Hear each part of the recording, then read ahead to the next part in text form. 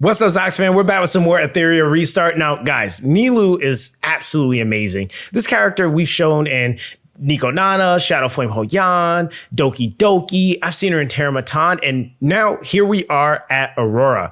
And the craziest thing is that for my account specifically, this is probably one of the more harder dungeons. Now, we're going to actually jump right into the run so you guys can see what exactly it's looking like. But the craziest thing is that the main gimmick that you're up against is really trying to remove that HP like shield lock that the boss puts on you, trying to heal that while basically maintaining and making sure your team is rotating, not taking as much damage, still healing. All of that jazz is really hard to do. And the craziest thing is that with what Nilu is bringing to the table, it's allowing her to be able to facilitate a couple of different things, not only making it to where your DPS is able to get more damage off, but your whole party gets to rotate more. And then that skill 2, man, is really where we start to see a ton of value from this character. And so I'm gonna show you guys the investment and stuff like that too. But with her skill 2, she actually has the ability to heal and turn meter push. Now, the reason why that's so impactful is because that heal and turn meter push is directly going to your DPS. And so this is going to make it a lot easier to making sure that that HP shield lock that's on that character is completely removed. And that's one of the biggest things that I feel like can kind of bottleneck the run, is that you're not removing that enough. So your DPS isn't able to deal as much damage. And so with Nilu being able to do those things, she's again giving you so much utility. And it's crazy how she can just kind of conform and fit into so many different compositions. Now, the other thing too that's really important to note, with the rest of the team that we're using Ling Low. We got Viper. We have Yelli as my DPS for this run. And the crazier thing is that, like, for my first clear of this, I actually ended up using, instead of Mia, I was using Valerian, which Valerian works extremely well as well with the HP balance and the shielding. But I wanted to see how I could like try to get some more proficient like healing going. Also, on top of that, Mia does offer some shielding herself. And then, of course, shell pets like Fortissimo, man. I really wanted to see like what kind of limelight or shine I could get off of this character. And I gotta say, dude, like this team runs extremely well. Now, the one thing also too that I like about running the Mia is Mia also provides, and this is something that I think that why I feel like there's some characters that like are just so insane at this point, is that she's able to cool down your skills at the same time. So the other thing with that is it's not just the character skill, but it's also the Animus skill. So it's making it to where if you have artisans, if you have the Fortissimos, if you whatever you have on whatever skill cooldown rotation, she's allowing you to do it much quicker. And so even though with my current investment, it's not even like full investment, she still is adding that value, and it just makes it much easier in those off intervals to deal with the mechanics that you're dealing with, right? And as you can see, heals popping off from the Ling Low here, Fortissimo coming through healing, and I don't even think we've had that HP lock really on my characters for like honestly that long, right? Ling Low gets that rotation there, boom. And then I think we should be able to get the extra hits here. We're almost done. We get a heal here. Boom, boom, boom. Aurora tries to go and do somebody in, but she can't. Right? We get a little shield there. And I think we're coming right up to the tail end. We get a heal there. Viper. Go ahead and shield. Strip. Into another hit, and you could already see like how fast they already like kind of went back up, right? Now this is one of those off turns where I didn't have the healing lock removed, which is fine. All right, we're just gonna have to deal with this for like another turn or so, which is all right. Viper pops off, get out of here, get some more healing to get that off, and I think that's that, right?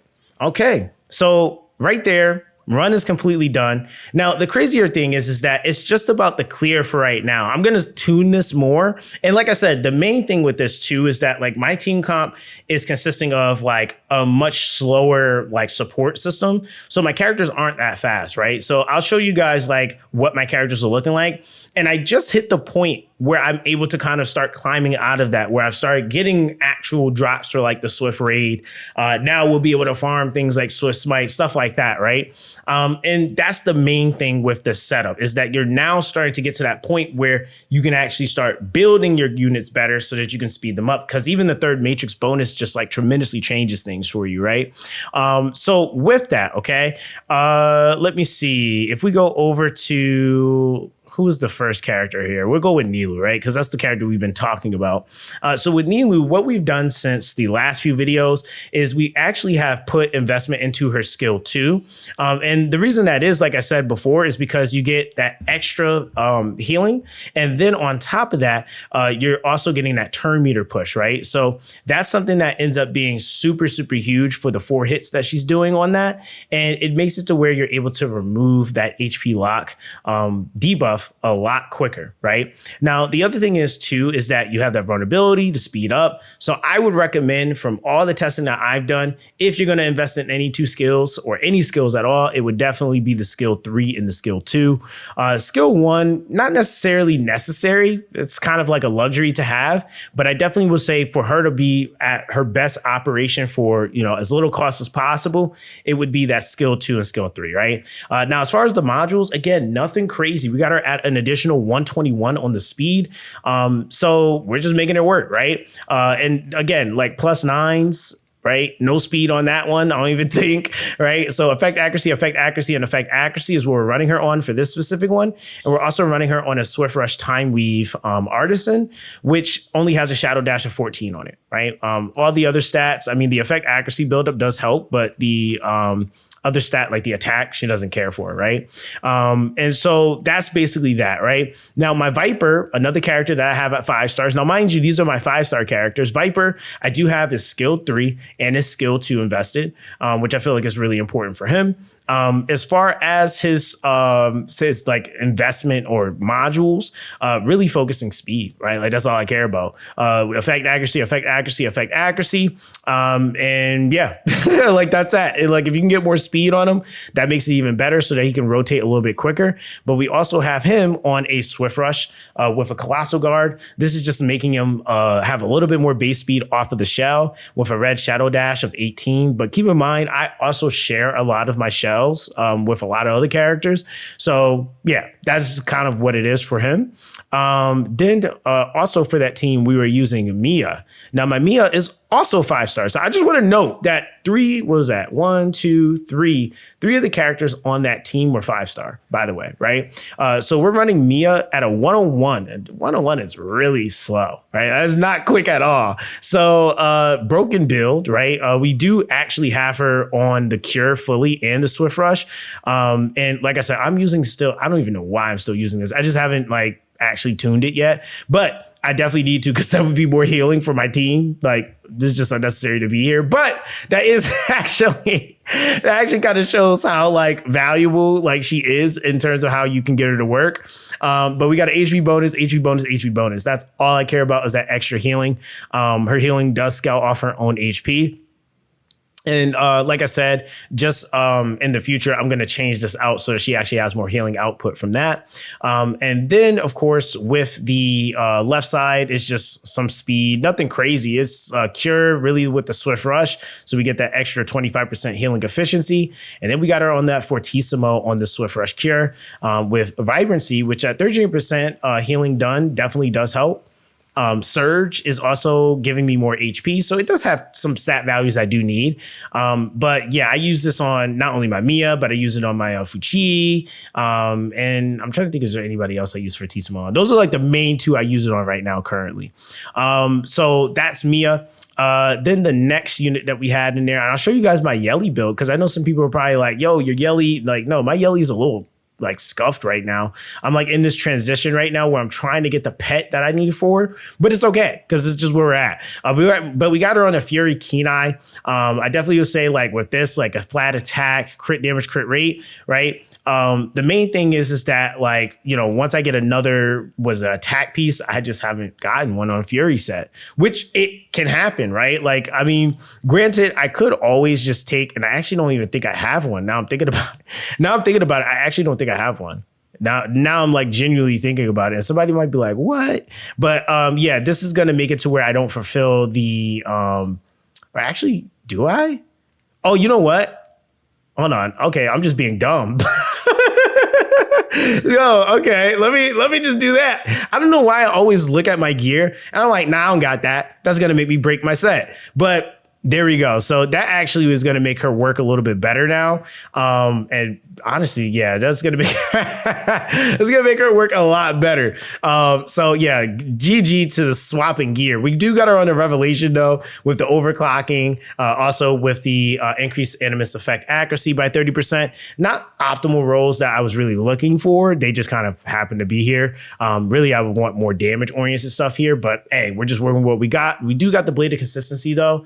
A constancy, which is just for, constant attribute units. And that's 5% more damage. But yeah, that's basically my Yelli. She is 5 out of 5. This is the only 5 out of 5 out of 5 unit I have on my account. Every other SR I have is like at most one skill node or one skill up, maybe 2, depending on the unit, or at like level 3, depending on the unit with a level 5 skill. So it just all kind of depends on who we're looking at. But I think the last unit we have here is Ling Low. The only thing that I think that is like kind of required for her is because the Well Prayer is pretty big, is that skill 1, right? Skill 1 is actually pretty massive because it allows you to it's going to allow you to be able to not only increase the healing efficiency, but it's also really more so anything which they put at the last. It's giving you that purifying or applying Well Prayer to 75%. That's going to be a crazy, crazy combination with Nilu, which is going to allow you to make sure that once your DPS or allies get their turn, they're also removing, if there is any remaining of that HP lock, which I think is like 50% of that character's HP, of the target's max HP.